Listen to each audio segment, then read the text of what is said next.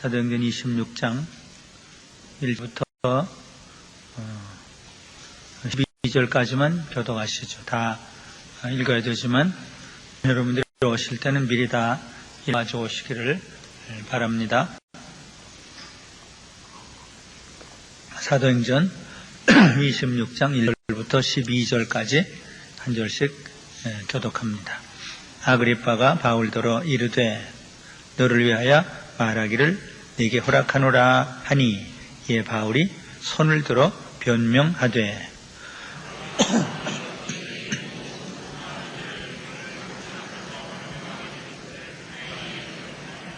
특히 당신이 유대인의 모든 풍속과 및 문제를 아심이니이다. 그러므로 내 말을 너그러이 들으시기를 바라옵나이다. 내가 처음부터 내 민족 중에와 예루살렘에서 젊었을 때 생활한 상태를 유대인이 다 아는 바라. 1부터 나를 알았으니 제가 증거하려 하면 내가 우리 종교의 가장 엄한 팔을 좇아 바리새인의 생활을 하려고 할 것이라.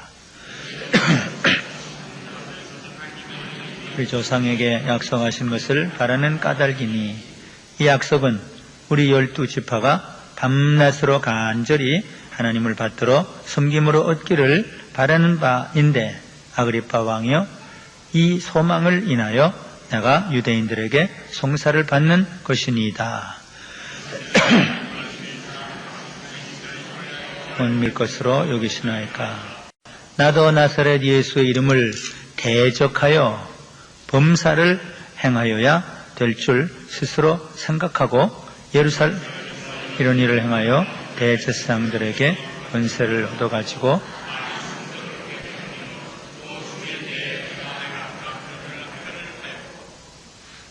또 모든 회당에서 여러 번 형벌하여 강제로 모독하는 말을 하고 저희를 대하여 심히 격분하여 외국 성까지도 가서 핍박하였고 갔나이다. 아멘. 거기까지만 봅니다. 오스카 쿨만이라는 유명한 신학자가 있었는데 그 유명한 책을 하나 썼는데 Christ and Time, 그리스도와 시간,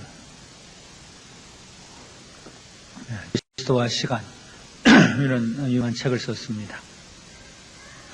그 역사를 한 직선으로 쭉 이렇게 본다면 저기 과거가 있고 여기 미래가 있어요. 인류 역사가 있어요. 시작할 때가 있고 끝날 때가 있어요. 알파와 오메가가 있어요.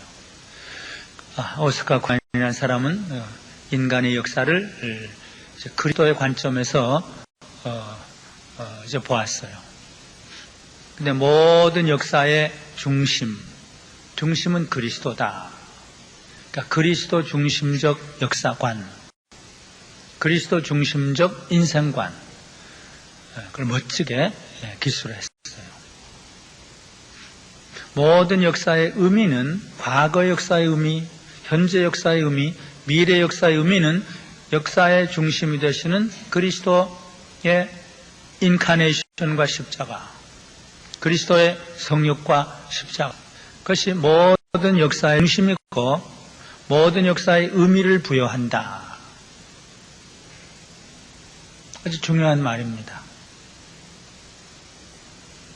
바벨론 역사의 의미는, 아수르 역사의 의미는, 애굽의 역사의 의미는, 유대 역사는 말할 거 없고, 중국의 역사의 의미도, 조선의 역사의 의미도 2000년 전에 오신 예수 그리스도, 그분의 오심을 준비하는 모든 과정에 불과하다. 로마의 역사, 히랍의 역사. 그래서 과거의 역사에 의미가 있었다면 그리스도 때문에 의미가 있다. 그리스도는 과거로 소급해서 과거 역사의 의미를 부여한다. 그런데 그 그리스도 사건은 그 이후에는 더 큰 의미를 부여한다.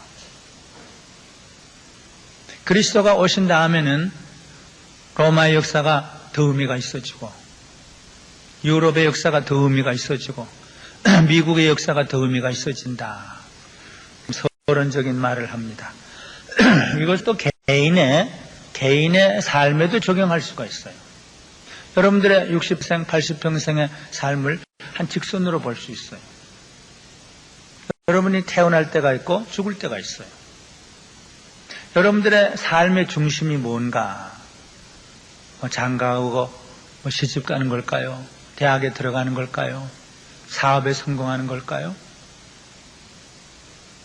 여러분들의 삶의 진정한 의미는 여러분들의 삶의 어느 순간에 예수 그리스도가 오신 것, 예수 그리스도를 만나는 것, 예수 그리스도 앞에 무릎을 꿇는 것, 그 사건이 한 사람의 역사에 의미를 준다. 지금 얘기는 이건 제가 하는 얘기입니다.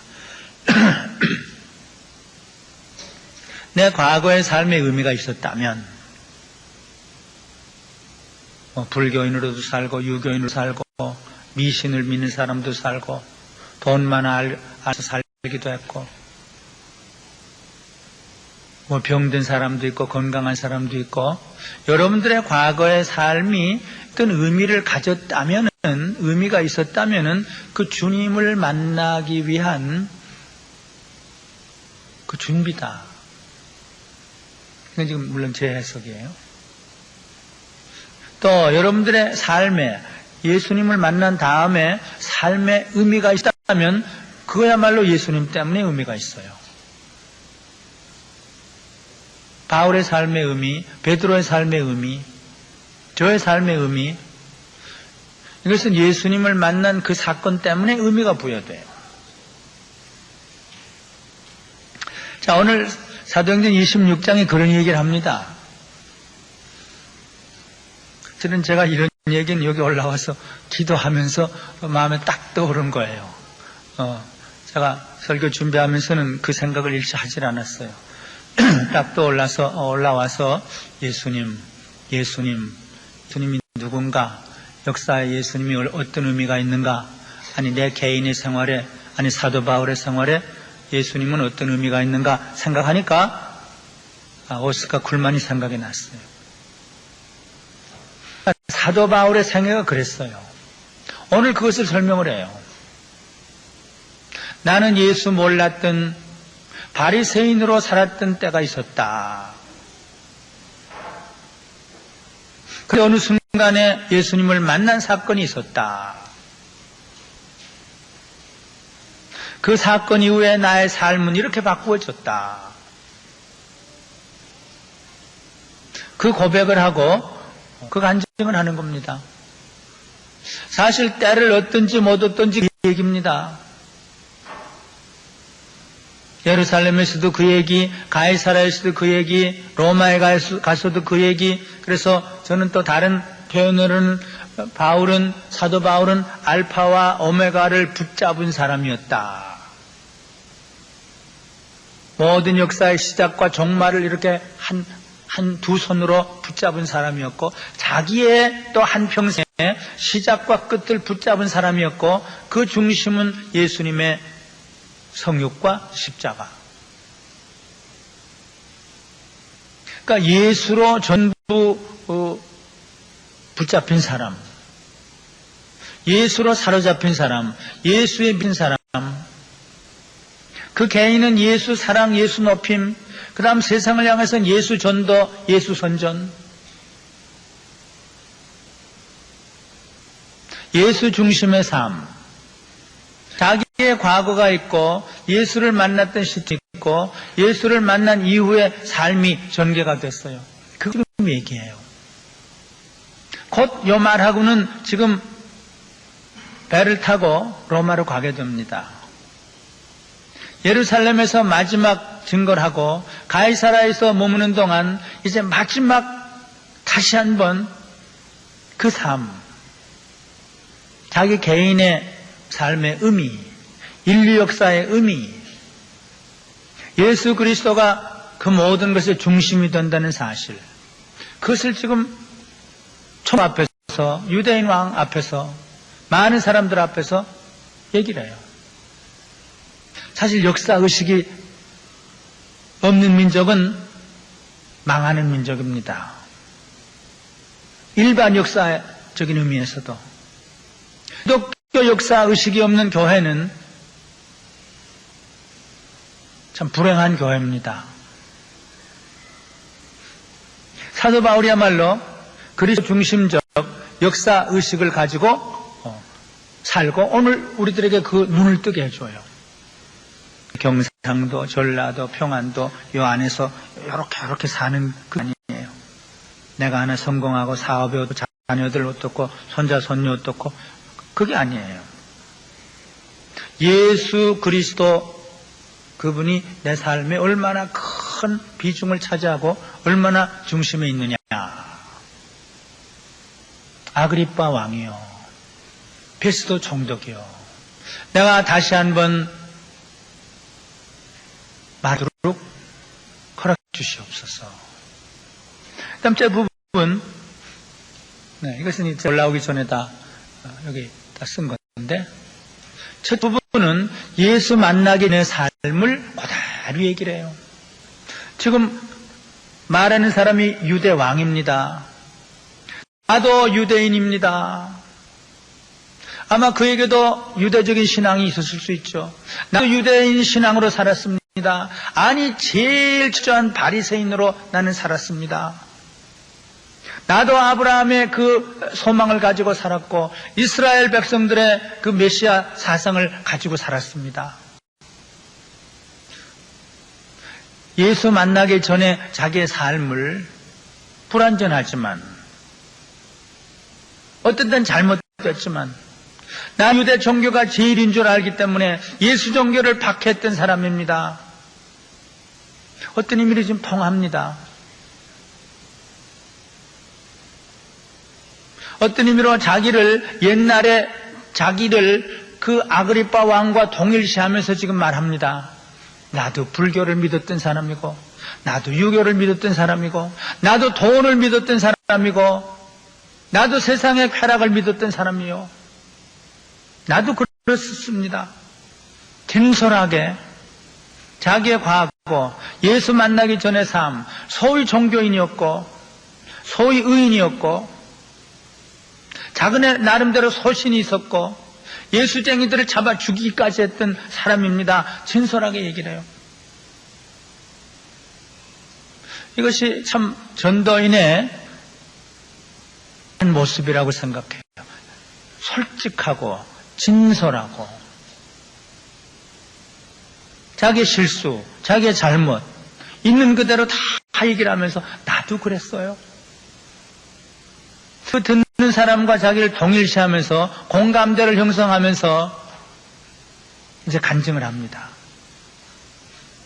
두 번째, 제일 중요한 거. 그런데 어느 날이었습니다. 그런데 정오 때였습니다. 해보다 더 빛난 빛이 나를 비추었습니다. 나도 왜 그렇게 됐는지 모릅니다. 그런데 햇빛보다 더 강한 빛 가운데서 어떤 분이 나를 불렀습니다. 사울아, 사울아. 내 이름을 부드럽게 불렀습니다. 그리고 나를 책망했습니다. 내가 왜 나를 핍박하느냐? 내가 나를 왜 핍박하느냐? 나의 잘못을 가르쳐 주었습니다. 나는 그때 무릎을 꿇었습니다. 그런데 참 놀랍게도 내가 너를 내 사환으로 종으로 삼노라, 나를 그분의 종으로 삼으셨습니다. 그리고 더 말씀하시기를 이스라엘은 물론 유대는 물론 온 이방에까지 내 구원의 복음, 죄사함의 복음을 전하는데 그릇으로 삼노라 그랬습니다. 그래서 내 삶이 바꾸어졌습니다. 내 삶이 변화됐습니다. 예수 만나기 전에 삶을 그대로 얘기했고 그 다음에 예수 만난 그 사건을 얘기를 했어요. 가장 강력한 전도는 지식도 아니고 이론도 아니고 자기가 만난 예수님, 소박할 수도 있고 놀라울 수도 있고 물론 만난 경험은 다 달렸습니다. 그러나 내가 만난 예수님, 나는 예수님 찾지도 못했고 예수님 만날 생각도 못했는데 예수님이 나를 불렀습니다. 삭개오야, 베드로야, 사오라 부르는 식으로 나를 만나 주었습니다. 그것이 가장 효과적이고 가장 강력한 전도예요. 그 다음 세 번째, 그래서 내 삶이 바꿔졌습니다. 어떻게 하늘의 뜻에 내가 거역할 수가 있습니까? 어떻게 하늘의 뜻을 거슬릴 수가 있습니까? 나도 모르게 이젠 예수 전하게 됐습니다. 다음에서 그때 거기서부터 예루살렘에 가면 예루살렘에서, 소아사에 가면 소아야, 마게도냐에 가면 마게도냐, 나는 예수 죽었다가 사신 것, 예수 죽었다가 사신 것, 그것만 전하게 됐습니다. 나도 전에는 그걸 믿지를 못했습니다. 나는 예수 증인이 됐습니다. 예수 만난 다음에 변화된 삶. 내가 지금도 이것을 왕 앞에 어떻게 안전할 수가 있습니까? 어떻게 총독님 앞에 내가 안전할 수가 있습니까? 이 세상에 누구 앞에라도, 로마의 황제 앞에라도 이 예수를 내가 어떻게 안전할 수가 있습니까? 너무 확신이 넘치고 그러니까 너 미쳤구나. 예, 미쳤다고 해도 좋습니다. 정신이 나갔다고 해도 좋습니다. 총독님도 나처럼 되기를 원합니다. 아그리빠 왕도 나처럼 되기를 원합니다. 그러니까 그들이 말을 할 수가 없었어요. 압도를 당했어요. 결과가 어떻게 된지는 모릅니다. 그러나 사도 바울은 자기 할 일을 다 했습니다. 그리고는 떠납니다. 하나님께 맡기고. 저과 아그리빠 왕이 수군거립니다. 바울은 죄 아니다. 죄인이 아니다. 참 이상하다. 거기에는 뭔가 강력한 힘이 있고 어떤 확신이 있고 어떤 생명력이 있고 어떤 기쁨이 있고, 그 둘이 이렇게 말합니다.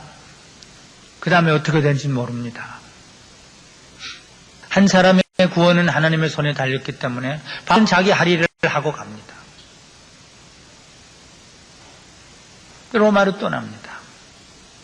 바울은 때를 얻든지 못 얻든지 그 일을 했어요. 예수 만나기 전에 자기 포행자요, 피박자요, 죄인 중에 그거 자꾸 전해요. 디모데전서 1장에 나는 스데반을 죽인 사람이고 피 흘린 사람이고 죄인이고 나는 빡자고 예수를 받게 한 사람이고, 그 과거의 삶이에요. 그러나 다메섹 사건, 예수 만난 사건, 사도행전에도 3번씩 반복이 됩니다. 아마 여기 기록되지 않은 대로 늘 일어서면 그 얘기했을 거예요. 예수님 만났습니다. 예수님이 나를 만났습니다. 나를 사환으로 만들어 주었습니다. 나를 종으로 만들어 주었습니다. 나를 증인으로 만들어 주었습니다. 이방의 사도로 만들어 주었습니다. 그래서 내 삶이 변화됐습니다. 난 이제 예수만 알게 됐습니다. 내 몸에서 예수님만 나타내는 것, 그것이 내 삶의 전부이게 됐습니다. 살든지 죽든지 내 몸에서 예수 나타내는 것, 예수 빛을 나타내고 예수의 향기를 나타내는 것, 그것이 내 삶이 됐습니다. 예. 그래서 오스카 굴만의 그 틀이 꼭 맞아요. 인類역사도 그렇고 한 개인의 역사도 그렇구나. 과거와 현재와 미래로 구분할 수가 있구나.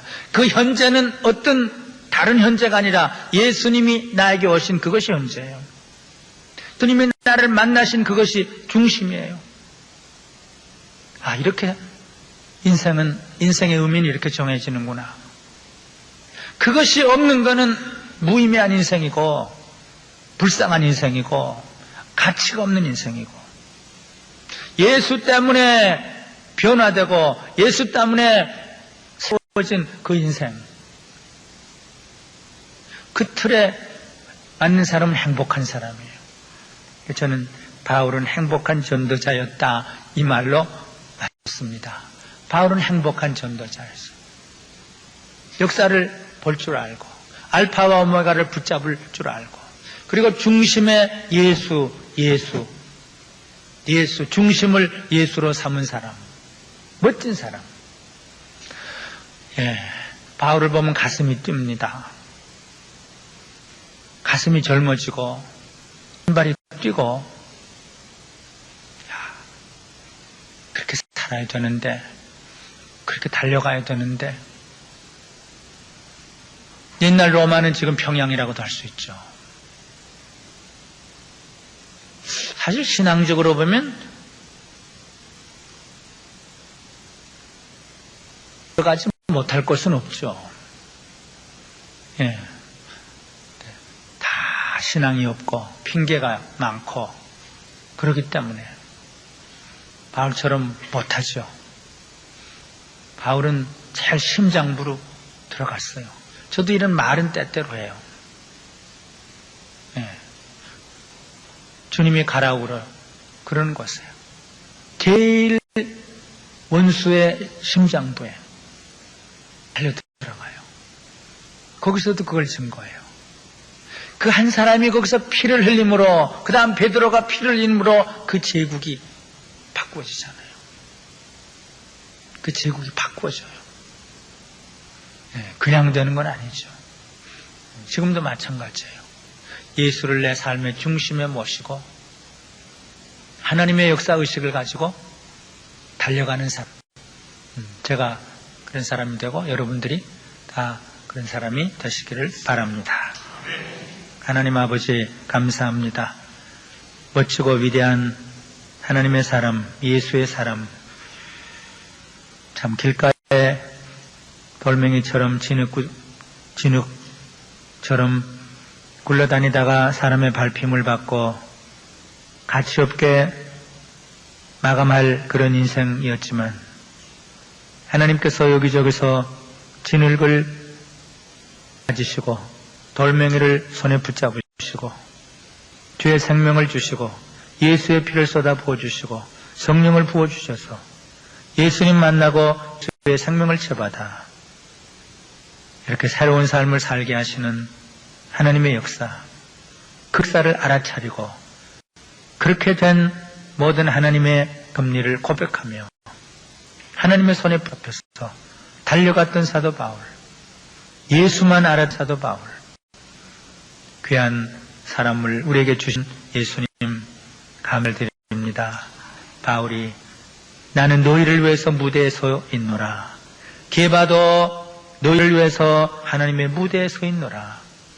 나를 바라보고 게바를 바라보며 하나님의 하신 일을 똑바로 알고 하나님의 역사에 무대에 선 조역들이 되라고, 때로는 주역이 되라고 말씀하시는 그 음을 듣습니다.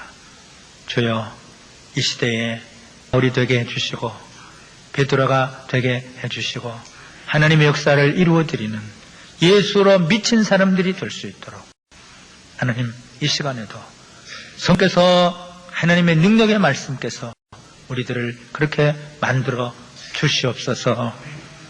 사람의 자녀들 높은 원에 서서 사는 남은 생애가 될 수 있도록 하나님 축복해 주시옵소서. 예수님의 이름으로 기도드리옵나이다.